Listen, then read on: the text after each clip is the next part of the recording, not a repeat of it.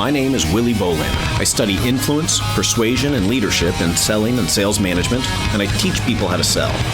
In this podcast, we'll talk to some of the world's top sales leaders and see what we can learn from them.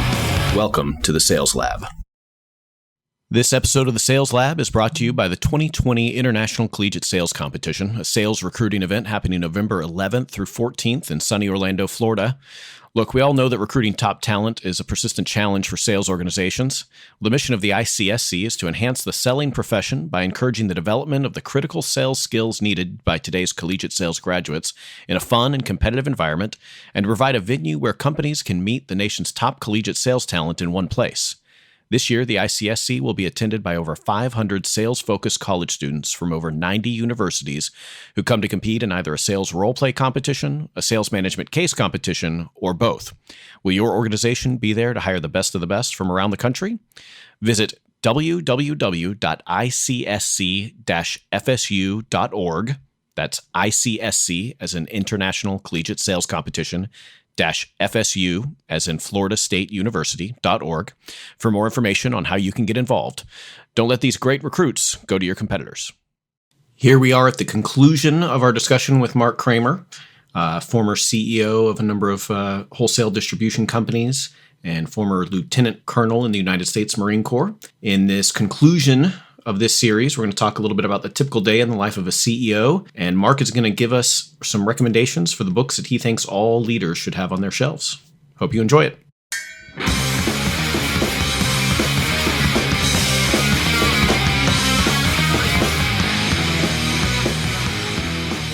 Walk us through, because I'm certain that a lot of people, especially younger people, would look at somebody in a CEO position and say, "Oh yeah, that's for me. I want to be that guy."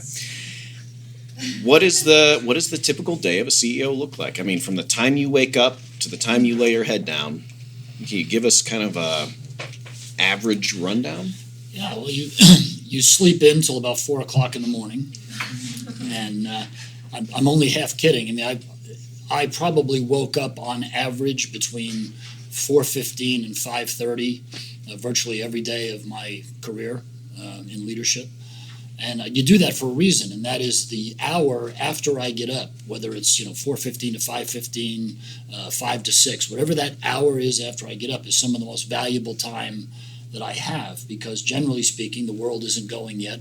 You get to do what you need to do in terms of thinking and in terms of planning and in terms of analyzing and setting up your objectives and your schedule, and you just have that time, which is so valuable to be able to concentrate. So, I would do that. I would work out, certainly more heavily in the junior days than more recently. I've had to transition from running to swimming. It's a little harder sometimes based on where you are on the road to swim. The good news about running is you can do it anywhere at any time, and I loved running all those years, but I'm trying to protect hips and knees from angst as I get older.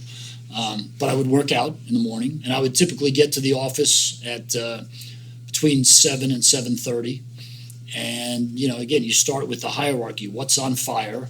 If nothing's on fire, then, you dive into your agenda that you've already worked and you try to do the most significant things first. I'm a huge believer in the Covey system of analyzing personal time and performance, the 7 habits, highly effective people, principle-centered leadership, speed of trust, all that kind of stuff, where you're trying to address the big rocks every day first. What is the most significant thing I could put my time on today to impact the outcome of the company? And you try to do that first. And you organize on a descending level of significance the things that you work on during the day. But typically, I used to describe my job as it was my job to get the company out of the way of the people who knew what they were doing. And to do that, it was my job to create the atmosphere, the culture, and the environment where people could achieve more than they thought was possible when they joined us. And so my job, the things I did, were typically oriented towards the culture and the operating environment within the company, and to working hard to get the company out of the way of people that were trying to do the job of selling plastics and growing our business. So I would attend to things like supplier relationships that made the source of supply and the method of supply smoother for the people in the field.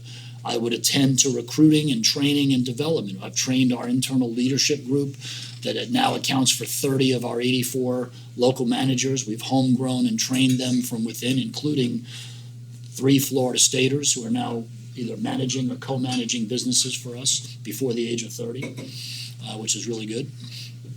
But I'd be doing those sorts of things. And then I would be attending to, the strategy, the business planning, the objectives, the initiatives of where are we going.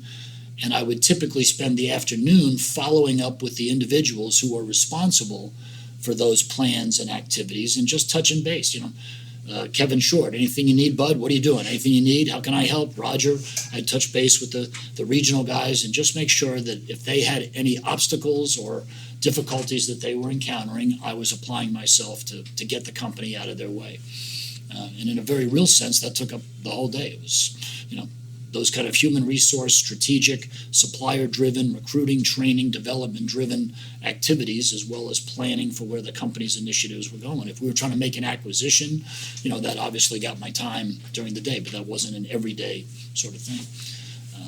But get up early, read a lot, study your business hard, work through others, and make yourself available to fix and smooth stuff so that people that are really working hard for your company can do their job better. That's the most simple way I could describe what I would do on a daily basis. It was done everywhere from Istanbul, Turkey, to Sao Paulo, Brazil, to Vancouver, Canada. So many times you're waking up in different time zones, different hotels, different places while you're doing it. And I have said to people, if you want to get into leadership today in business, it is very much like leadership was in the military, in the sense that you must be physically, mentally, and morally fit. And if you don't think physical fitness is an element of business today, try getting on a plane, at 6 a.m. in Atlanta, flying to Los Angeles with a 3-hour jet lag, go through a full day of work, have a big dinner with a customer that doesn't end until 11 p.m. at night, then have to catch up on 2 hours of email and try to be coherent in that last email that you send at what is effectively 4 a.m. after being up for almost 24 consecutive hours. So that sort of thing. You have to be physically fit. You have to be tough. You have to be, your nutrition and your whole blood pressure and everything else has got to be in good shape, because otherwise it's not going to stand up to that kind of schedule. I spent an average of about 150 nights a year on the road for 30 years. My wife is fond of saying we've been married for 38 years, but only together for 23. So I owe her 15 years, which is also part of what January was supposed to be all about. Right? Yeah. All right. Last thing, books that all sales leaders should have on their shelf. You've already mentioned a few, but... I'm a big believer in learning. If you're going to be a leader of other people, I'm a huge proponent of learning from the stories of how other people have succeeded in leading. In terms of the specifics of leadership, I love what Covey did. The Speed of Trust, to me, is almost a Bible in business. I bought a copy of that book for every one of our suppliers, the top 16 of them, and I gave it to their CEOs. And I said, if you want to know Laird Plastic's playbook, here it is. This is what we're trying to do, right? Speed of Trust by Stephen M.R. Covey is a huge tome. I'm really impressed with the 2 books that Jocko Willink has put out. If that name resonates with any of you, you all know Chris Kyle, the American Sniper. Right? Jocko Willink was his commanding officer in Ramadi in 2006. So, he and a guy named Leif Babin, who are both SEALs, have written 2 books. The first is called Extreme Ownership, which I think is, a Bible for business leaders, because it's that level of accountability and how you step into a position of responsibility and the things you need to do to make that successful. And then this brand new one that he's just written, which is called The Dichotomy of Leadership, which is about that push-pull, yin and yang, too close but not too far scenario, which I think is an excellent reflection for sales leadership as well. Beyond that, anything you can get your hands on. What do you like to? If you like to read history, you like to read military stuff, you like to read business stuff. There are dozens of books out there on, whether it's Steve Jobs or Winston Churchill, or I don't care. Just read about how other leaders have crafted their plans and overcome their obstacles. if you want to talk about a book that I find fascinating in terms of what happens in today's boardrooms, there's a massive book by Doris Kearns Goodwin, who worked for the New York Times, called Team of Rivals. And it's about Abraham Lincoln's cabinet during the Civil War. But it is a massively instructive book on how things could be different today if people in business or government were to approach things differently. And it's a fascinating read.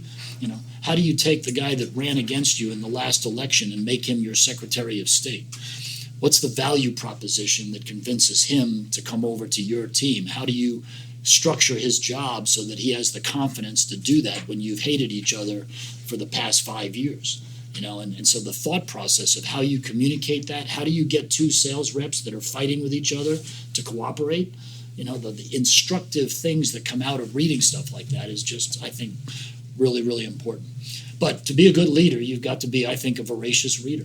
You got to be reading something all the time. The iPad is the greatest tool that's ever been devised by man, because I've got 30 books on my iPad that would be, this high and weigh 40 pounds. And when I'm on an airplane, I've got any number of choices I can pull up based on what time of day it is, what I'm trying to do. Business books, biographies, history, stuff that's interesting, but fulfills your understanding of how leadership works. Leadership is an art and it's a science. The science you can look at, how do I craft a checklist? How do I write a strategic plan? How do I set up a sales management program? How do I run a lead funnel? You can learn all that, right? But there's an art form to it as well. How do I quickly judge other people? How do I express myself to communicate trust and gather people to work together towards a common objective? That's an art form. So the more you read, the more you understand, the broader your palette of experience and knowledge, the better leader you will be. Because you'll have kind of seen it before, you'll understand it better, you'll recognize it quicker. And that's why I say, as a lifestyle, you never stop being a leader, you never stop learning, you never stop trying to make yourself better.